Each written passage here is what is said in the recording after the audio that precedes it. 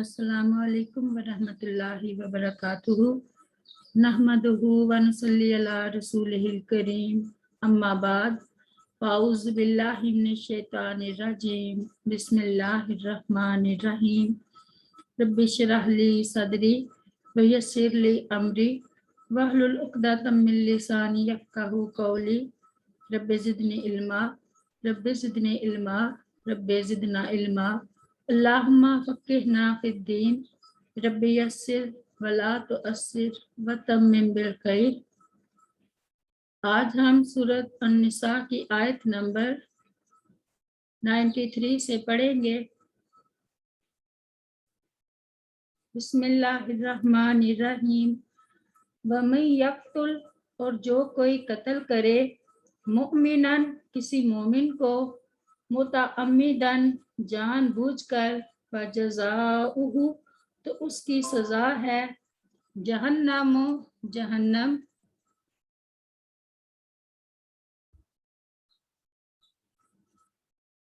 खालिदन, वो हमेशा रहेगा, फीहा, इसमें, वग़ज़िबल्लाहु, और गज़बनाक हुआ अल्लाह ताला, अलैहि, उस पर, वलानहु, और उसने लानत की उस पर, वअद्दाहु, वअद्दा, और उसने तैयार कर रखा है, लहू, उसके लिए, अज़ाबन, अज़ाब, अज़ीमा, बहुत बड़ा।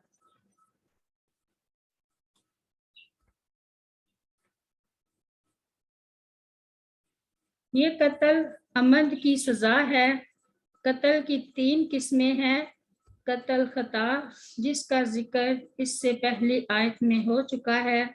नंबर 2, कत्ल शुबा, अमद जो हदीस से साबित है। नंबर 3, कत्ल अमद, जिसका मतलब है इरादा और नियत से किसी को कत्ल करना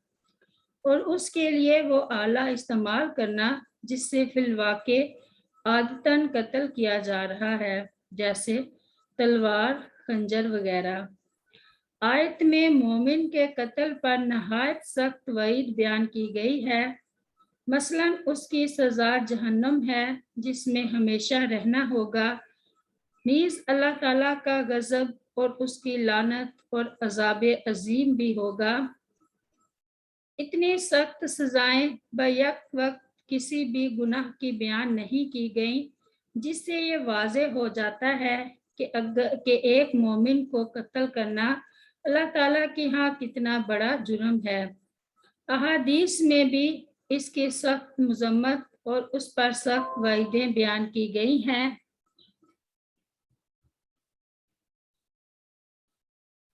मोमिन के कातिल की तौबा कबूल है या नहीं, बाज़ उलमा मज़कूरा सख्त वाइदों के पेश नज़र कबूल तौबा के कायल नहीं हैं, लेकिन कुरान और हदीस की नसूस से वाज़ेह है कि खालिस तौबा से हर गुनाह माफ़ हो सकता है। इल्ला मन ताबा व आमना व आमिला सालिहन व आमिला अमलन सालिहा, सूरत अल फुरकान में।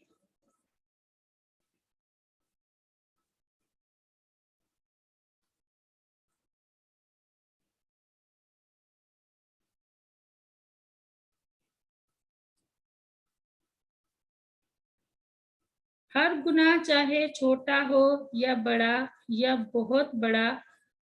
तौबा अन्नसू से उसकी मुआफ़ी मुमकिन है। जहाँ उसकी सज़ा जहन्नम जो बयान की गई है, उसका मतलब है कि अगर उसने तौबा नहीं की तो उसकी ये सज़ा है जो अल्लाह ताला उस जुर्म पर उसे दे सकता है। इसी तरह तौबा ना करने की सूरत में खुलूद, हमेशा जहन्नम में रहने का मतलब भी मुक्सन तवीलन, लंबी मुद्दत है,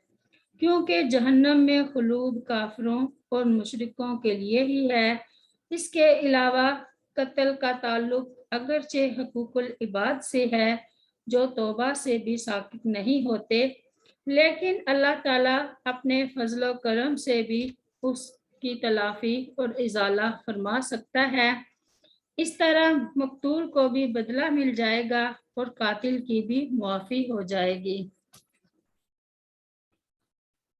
قتل خطا کا حکم بیان کرنے کے بعد اس آیت میں قتل عمد کا حکم بیان کیا گیا ہے کہ کوئی شخص کسی مسلمان کو جان بوجھ کر قتل کر دیتا ہے تو اس کا ٹھکانہ جہنم ہے جس میں وہ ہمیشہ رہے گا اور اس پر اللہ تعالیٰ کا غضب اور اس کی لعنت ہوگی، اور قیامت کے دن اللہ تعالیٰ نے اس کے لیے بہت بڑا عذاب تیار کر رکھا ہے۔ اتنی سخت سزائیں یکجا ذکر کرنے سے اس گناہ کی شدت کا اندازہ ہوتا ہے اور بظاہر یہی سمجھ میں آتا ہے کہ مومن کو قصداً قتل کرنے والا ابدی جہنمی ہے اور اس کی توبہ بھی قبول نہیں، مگر سورۃ الفرقان آیت نمبر 68 میں قاتل عمد کی توبہ قبول ہونے کا ذکر ہے، کیونکہ شرک باللہ سے بڑا کوئی گناہ نہیں، وہ توبہ سے معاف ہو سکتا ہے تو یہ بھی معاف ہو سکتا ہے۔ اسی طرح بنی اسرائیل کا مسلمان جس نے 100 آدمی قتل کیے تھے، اس کا واقعہ بھی قتل عمد کی توبہ کے قبول ہونے کی ہو سکنے کی دلیل ہے۔ وَمَن يَقْتُلْ مُؤْمِنًا مُتَعَمِّدًا، قتل عمد اتنا بڑا گناہ ہے کہ اللہ تعالیٰ نے متعدد آیات میں اسے شرک باللہ کے ساتھ بیان فرمایا ہے۔ ارشاد ربانی ہے والذین لا يدعون مع اللہ الہا آخر ولا یقتلون النفس التی حرم اللہ الا بالحق، سورۃ الفرقان میں، اور وہ جو اللہ تعالیٰ کے ساتھ کسی دوسرے معبود کو نہیں پکارتے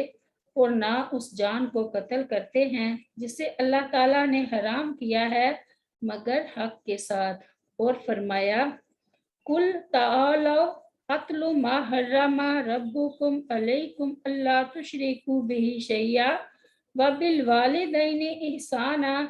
ولا تقتلوا اولادکم من املاق نحن نرزقکم وإیاہم ولا تقربوا الفواحش ما ظہر منہا وما بطن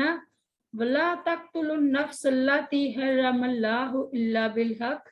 ذالکم وصاکم بہ لعلکم تعقلون، سورۃ الانعام میں۔ کہہ دے آؤ میں پڑھوں جو تمہارے رب نے تم پر حرام کیا ہے، اس نے تاکیدی حکم دیا ہے کہ اس کے ساتھ کسی چیز کو شریک نہ ٹھہراؤ اور ماں باپ کے ساتھ خوب احسان کرو اور اپنی اولاد کو مفلسی کی وجہ سے قتل نہ کرو، ہم ہی تمہیں رزق دیتے ہیں اور ان کو بھی، اور بے حیائیوں کے قریب نہ جاؤ جو ان میں سے ظاہر ہیں اور جو چھپی ہوئی ہیں، اور اس جان کو قتل نہ کرو جسے اللہ تعالیٰ نے حرام ٹھہرایا ہے مگر حق کے ساتھ، یہ ہے جس کا تاکیدی حکم اس نے تمہیں دیا ہے تاکہ تم سمجھو۔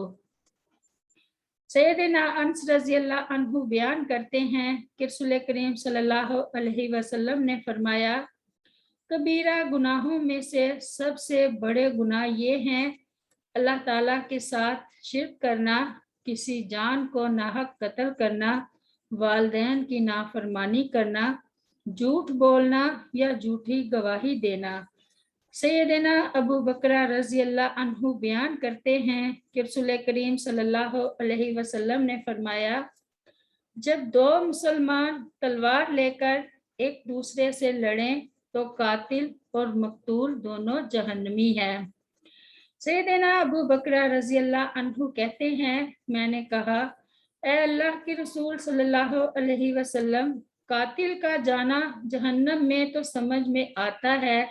لیکن مقتول کا کیا قصور ہے؟ تو نبی کریم صلی اللہ علیہ وسلم نے فرمایا وہ بھی تو اپنے ساتھی کو قتل کرنے پر حریص تھا۔ سیدنا عبداللہ بن مسعود رضی اللہ عنہ بیان کرتے ہیں کہ رسول کریم صلی اللہ علیہ وسلم نے فرمایا قیامت کے دن لوگوں میں سب سے پہلے خونوں ہی کے بارے میں فیصلہ کیا جائے گا۔ سیدنا ابو دردہ رضی اللہ عنہ بیان کرتے ہیں کہ رسول کریم صلی اللہ علیہ وسلم نے فرمایا کوئی بھی گناہ جو آدمی کرتا ہے ممکن ہے کہ اللہ تعالیٰ اسے معاف فرما دے سوائے اس شخص کے جو مشرک مرا اور وہ مومن جس نے کسی مومن کو جان بوجھ کر قتل کیا۔ اور اسی حدیث میں ہے، سیدنا عبادہ بن صامت رضی اللہ عنہ بیان کرتے ہیں کہ رسول کریم صلی اللہ علیہ وسلم نے فرمایا، مومن آدمی اس وقت تک نیکی کے کاموں میں چست و مستعد رہتا ہے جب تک وہ کسی کو ناحق قتل نہ کرے، اور جب وہ کسی کو ناحق قتل کرتا ہے تو وہ نیکی کے کاموں میں سست اور بیزار ہو جاتا ہے۔ سیدنا عبداللہ بن عباس رضی اللہ عنہ بیان کرتے ہیں کہ رسول کریم صلی اللہ علیہ وسلم نے فرمایا، 3 آدمیوں پر اللہ تعالیٰ سب سے زیادہ غضبناک ہوگا، حرم میں الحاد و بے دینی پھیلانے والا، اسلام لانے کے بعد جاہلیت کے طریقوں کو پسند کرنے والا، اور کسی شخص کے خون کو ناحق بہانے کا طالب۔